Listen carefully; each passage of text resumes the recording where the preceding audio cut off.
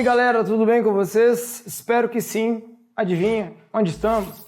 Aqui, nesse espaço lindo, sua aula para discutir mais um assunto dessa matéria que vocês sabem, né? Power Blaster Motherfucker Detonator Plus Advanced de Fodástica, que é o conteúdo de biologia. O tema da aula de hoje são as relações ecológicas, mais precisamente as relações ecológicas interespecíficas. O que são as relações ecológicas interespecíficas? São aquelas relações ecológicas que ocorrem entre espécies diferentes. Daí a minha escrita aqui, ó, ocorre ao nível de comunidade. Lembram da aula que a gente discutiu os níveis de organização? Comunidade é quando eu estou trabalhando com diferentes populações. Show de bola!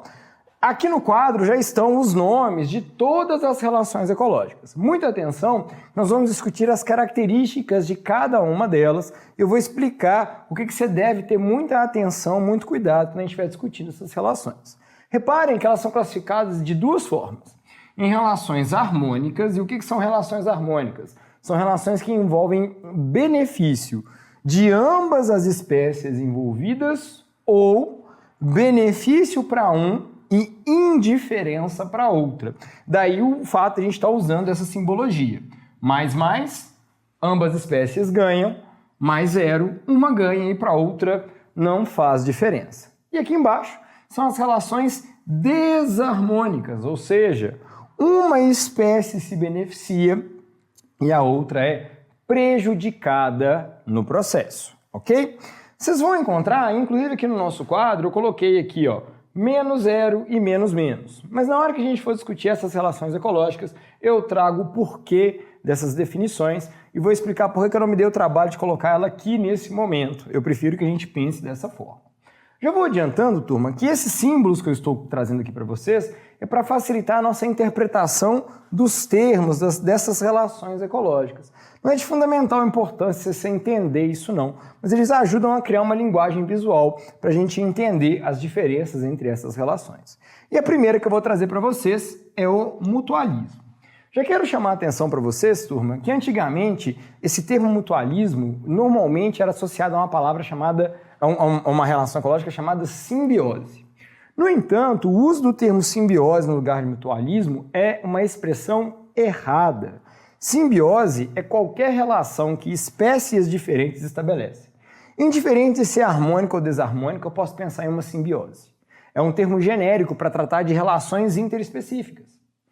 Quando eu vou tratar obrigatoriamente de uma relação que envolve benefício para ambas as espécies e é essencial, é obrigatório que essa relação aconteça, eu chamo isso de mutualismo. Mutualismo são relações obrigatórias, onde espécies diferentes são beneficiadas. O que eu quero dizer na hora que eu falo que é obrigatório? Se uma dessas espécies vier a faltar, automaticamente a outra espécie também deixará de existir.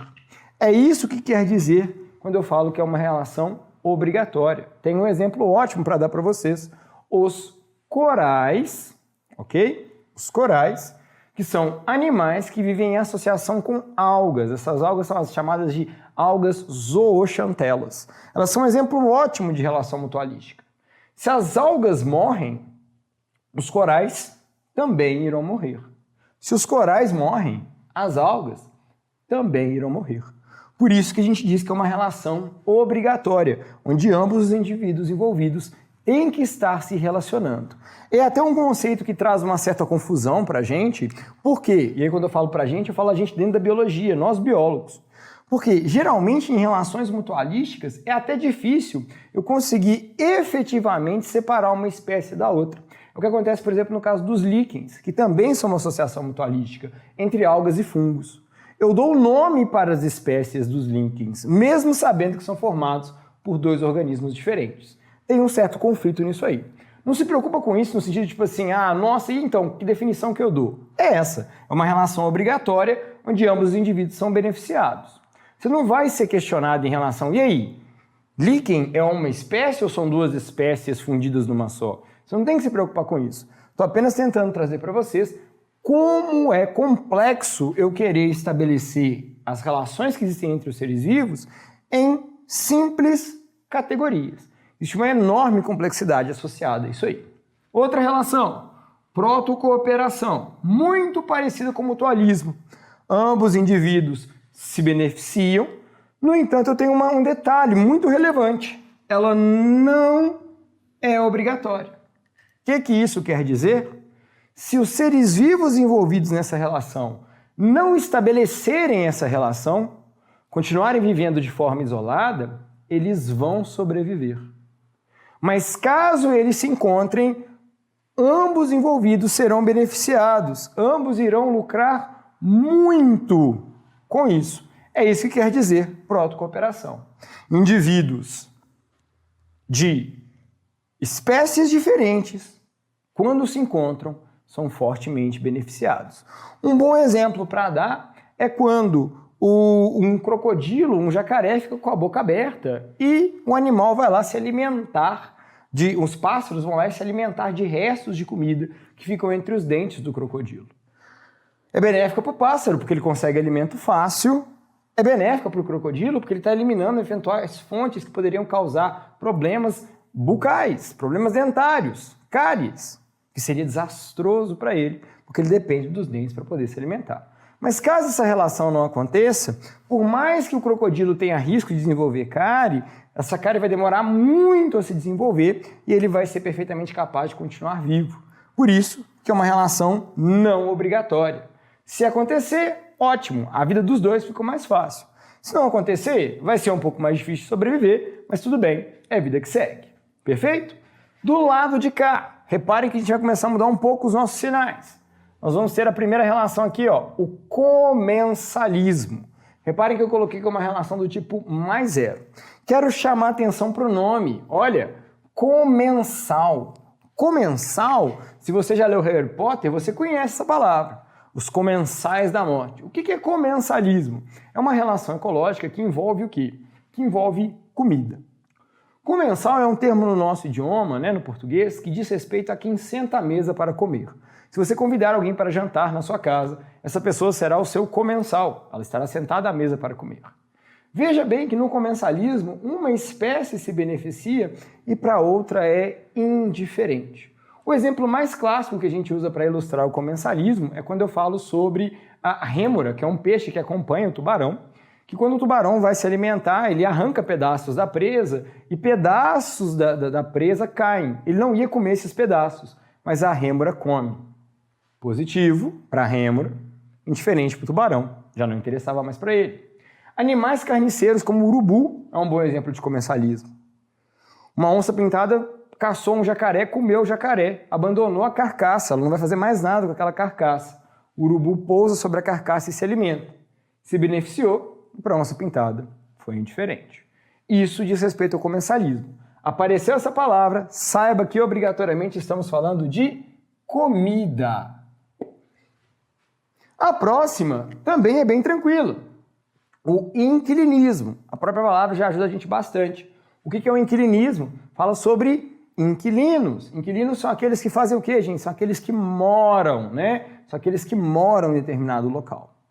Qual que é essa relação ecológica? É uma relação onde um organismo se beneficia e para o outro é indiferente. O melhor exemplo que eu tenho para dar para vocês são as orquídeas que crescem sob o tronco de árvores. Elas se beneficiam por ficarem em locais mais altos e justamente por estarem nesses locais mais altos, recebem mais luz e conseguem fazer mais fotossíntese. Para aquela árvore que ela está crescendo por cima, não faz a menor diferença. Por isso, o zero. Esse é o exemplo clássico de inquilinismo. Esse exemplo, inclusive, que eu acabei de citar para vocês, muitas vezes pode ser representado pelo termo, vou tentar escrever aqui no cantinho, epifitismo. Epifitismo é quando uma planta cresce sobre outra. Cuidado! Se essa planta que está crescendo sobre a outra está roubando nutrientes desta planta, nós não estamos falando de inquilinismo. Inquilinismo está dentro do campo das relações harmônicas, benéficas, que não prejudicam os organismos. Se isso acontecer, vai ser um outro tipo de relação ecológica que a gente vai discutir daqui a pouquinho. Além do inquilinismo, a gente chega aqui numa relação ecológica que é uma relação um pouco complicada, complexa. Eu tenho que prestar atenção nela para tentar identificar. Coloquei como nome de esclavagismo. A palavra esclavagismo vai remeter à palavra escravidão. Atenção a isso. Ela pode aparecer com outro nome. Além do termo esclavagismo, ela pode aparecer com o nome também de sinfilia. É a mesma coisa. São termos distintos, mas nós vamos tratar como se fossem sinônimos. O que é o esclavagismo? E olha que eu já trouxe a ideia de escravidão, hein? É quando uma espécie se aproveita da outra espécie. Professor, engraçado. Eu achava que quando uma espécie se aproveitava da outra, era parasitismo. Calma, que tem uma pegadinha aqui. Vamos lá. Já vou tratar de parasitismo e vou voltar aqui no esclavagismo e você vai entender o que eu estou querendo dizer. No parasitismo, o parasita é um organismo que também se aproveita do outro indivíduo. Ele quer roubar o recurso do outro indivíduo. É um carrapato drenando o nosso sangue. É um mosquito chupando o nosso sangue. É um vírus usando o nosso maquinário celular para poder se reproduzir. Tudo isso são exemplos de parasitas. Notem que no parasitismo, a espécie que é parasita se beneficia e o seu hospedeiro é prejudicado. Existem parasitas que são tão eficientes em roubar o recurso que podem levar o seu hospedeiro à morte. Mas por via de regra, no parasitismo, a morte não é instantânea. Se a morte for instantânea, nós estaremos falando de predatismo. O parasitismo, então, eu estou roubando o recurso. No esclavagismo, eu até posso pensar em roubar o recurso. No entanto, existe uma diferença. No parasitismo, o parasita não se preocupa em assegurar o bem-estar de seu hospedeiro. No esclavagismo, existe um cuidado por parte da espécie que está se beneficiando em cuidar da espécie que está se aproveitando do recurso. Vou trazer um exemplo concreto para vocês. Como assim? Espera aí, olha só. Segue meu raciocínio. Pulgões são um tipo de parasita de plantas. Eles drenam seiva elaborada das plantas, eles bebem a seiva elaborada das plantas. E eles bebem tanto essa seiva elaborada que as fezes deles, que é as excretas que eles liberam, são riquíssimas em carboidratos. O que as formigas fazem? Lambem essas excretas riquíssimas em carboidratos para ficarem vivas. O que algumas espécies de formigas fazem? Capturam os pulgões e levam os pulgões para o interior do formigueiro, assegurando que os pulgões tenham alimento e permaneçam vivos. Por isso que eu posso dizer que ela é uma relação harmônica. A formiga está cuidando dos pulgões, está garantindo que eles permaneçam vivos. Os pulgões, então, estão sobrevivendo mais facilmente. E as formigas, em troca, estão ganhando alimento. Você pode até querer argumentar para mim o seguinte, mas professor, esquisito, né? Por quê? Eles não podem fazer o que eles quiserem, eles estão ali condicionados. Será que eu não poderia pensar que é uma relação desarmônica? Pode sim. Na verdade, é difícil de eu estabelecer com tranquilidade se efetivamente é uma relação harmônica ou desarmônica. Você não vai ser questionado a respeito disso. Mas é interessante você criar uma ideia que muitas vezes as relações ecológicas elas podem transitar. Em um determinado momento ela pode ser benéfica, outra ela pode ser muito ruim. Apesar de eu ter trazido o termo de escravidão, turma, no que diz respeito à nossa espécie, é incontestável que a escravidão praticada por nós, seres humanos, foi em alguma escala não, é até hoje algo terrível, que não se deveria repetir-se jamais. E a gente sabe que existem casos de escravidão moderna, né, ocorrendo inclusive aqui no nosso país. Isso deve ser fortemente rechaçado. Mas existe esse conceito dentro da ecologia. E é nessa perspectiva que a gente está considerando. Um exemplo que eu gosto de dar muito para esclarecer essa ideia de esclavagismo é a gente pensar em como nós, seres humanos, nos relacionamos com as espécies que a gente costuma se alimentar delas. Se você tem o hábito de comer carne, se você fizer uma análise criteriosa de como a gente se relaciona com essa ideia de comer carne, você vai perceber que é uma relação do tipo sinfilia, do tipo esclavagismo. Por quê? Porque a gente assegura a sobrevivência dessa espécie, a gente garante que ela se alimente, que ela se desenvolva, eu vou procurar vaciná-la, eu vou procurar garantir um bom desenvolvimento, para que eu possa drenar recursos dela. Por exemplo, se for um gado leiteiro. Num determinado momento, nós, de forma muito arbitrária, podemos decidir simplesmente tirar a vida do animal. Professor, se eu estou tirando a vida do animal, entra de novo naquela ideia de relação desarmônica, talvez. Sim, pode pensar nisso sim. Mas nesse meio tempo eu busquei assegurar a sobrevivência dele. O fato é, turma, nós não vamos discutir isso hoje, nós precisamos de repensar a nossa relação com a nossa alimentação, principalmente se a gente quiser pensar na viabilidade da nossa espécie. Vocês vão ver na nossa aula onde a gente vai discutir impactos ambientais, que na hora que a gente começar a discutir impactos ambientais, falar de preservação ambiental não é falar de preservação do planeta para o urso polar, para os tigres asiáticos, para o urso panda. Falar de preservação ambiental é, em primeira e última escala, falar da preservação do nosso planeta, para nós seres humanos. Porque a vida do nosso planeta, ela vai continuar existindo, indiferente da gente estar ou não aqui. O que a gente precisa de assegurar é a nossa sobrevivência. A gente precisa de repensar as nossas relações com o planeta justamente para assegurar que a gente continue vivo, existindo aqui. Mas a gente fala sobre isso na hora que a gente, mais detalhes, na hora que a gente for falar sobre impacto ambiental. Mas já vai pensando sobre isso aí. Além dela, amensalismo. No amensalismo, o que eu tenho por definição? O que é uma relação amensalista? Eu estou me preocupando, ou melhor, perdão, eu estou liberando substâncias para atrapalhar o desenvolvimento de outra espécie. O exemplo mais clássico que a gente tem de amensalismo é o antibiótico descoberto pelo Alexander Fleming, a penicilina, produzido por um fungo chamado penicilo. Esse fungo secreta essa substância, a penicilina, que mata bactérias, que impede o desenvolvimento das bactérias. Facilita a vida para ele e atrapalha o desenvolvimento das bactérias. Por isso que eu trouxe a ideia de ser uma relação mais-menos. No entanto, vocês podem encontrar algumas literaturas que vão dizer que é uma relação menos zero. Por que eles vão dizer que é uma relação menos zero? Porque o fungo já vai secretar aquela substância de qualquer jeito, indiferente de ter ou não ter bactérias. É o jeito que ele vive, por isso que é zero. Mas é negativo, porque atrapalha o desenvolvimento de algumas bactérias que se aproximem dele para poder sobreviver. Por isso que a gente pode pensar numa relação menos zero. De novo, vocês não vão ser questionados se é uma relação mais menos ou menos zero, mas é interessante você pensar nas características das relações. No predatismo, um animal se alimenta de outra espécie. Se for da mesma espécie, eu não dou o nome de predatismo, é mais e menos. Como é que eu diferencio o predatismo de parasitismo? No predatismo, eu mato a minha presa. No parasitismo, eu até posso matar, mas essa morte não é instantânea.